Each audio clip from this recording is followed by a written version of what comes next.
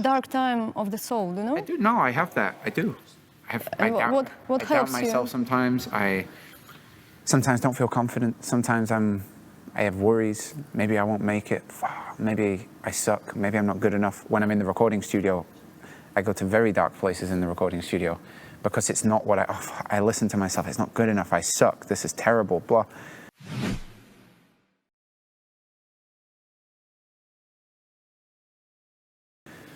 I experience that, but I don't let it command me. I don't make my decisions based on that. I'm just like, okay, I've learned when you feel like that, don't make a decision. Go take a walk. Go do something. Mm-hmm. The easiest way to fix sadness is help somebody. If you can genuinely help somebody, it's gone very quickly. 5 minutes. I try to make my life this constant process of giving and this constant process of outflowing. I want to put out more than I get back. That's when you're being a light bulb. A light bulb doesn't take, it gives. A star does not take energy, it gives energy. The sun does not take energy, it gives energy. Yeah, I want to be like the sun, I want to be like the stars. I want to radiate. And every time I'm sad, it's always because I've not radiated. And so all of that energy goes, and you start to destroy yourself with it. Yeah. And that's the punishment for being selfish. Sadness is always a selfish thing. You think about my feelings, how am I doing, my success, my purpose, I'm not good at me. All of your energy is destroying yourself. You need to get it out. Because the natural state of a human being is not by themselves, thinking about their watch, their body, their pecs, their abs, their ass. That's not the natural state of a person. That's what we've been forced into because social media makes you introvert. Celebrity culture makes you introvert. Everything having brands on it. Every car's got to have a big brand. Everything. It all subtly tells you you're not good enough. It subtly tells you you're not enough. It makes you introvert. It makes you put your attention on yourself. What's wrong with me? Oh, she has no wrinkles. I have wrinkles. Oh, what's wrong with me? Quick, let me get some poison and put it in my face to fix it. Mm-hmm. That's not the natural state of a human being. The natural state of a human being is very radiant.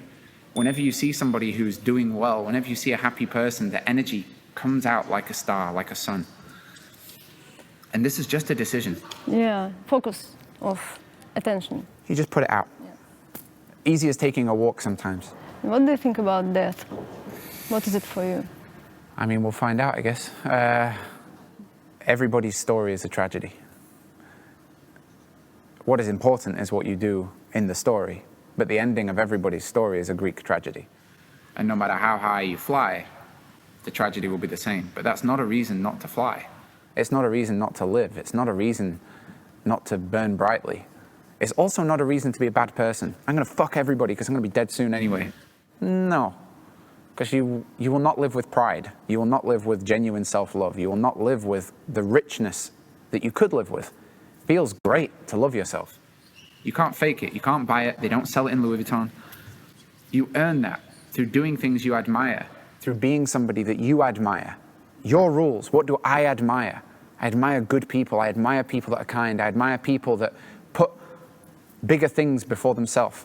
Wow. And when I start to behave that way, I start to love myself. And now I don't really need any other shit. I don't need it. And I start to experience how rich life can be. So death, who cares? We all have the ending. Yours is a tragedy, mine is a tragedy.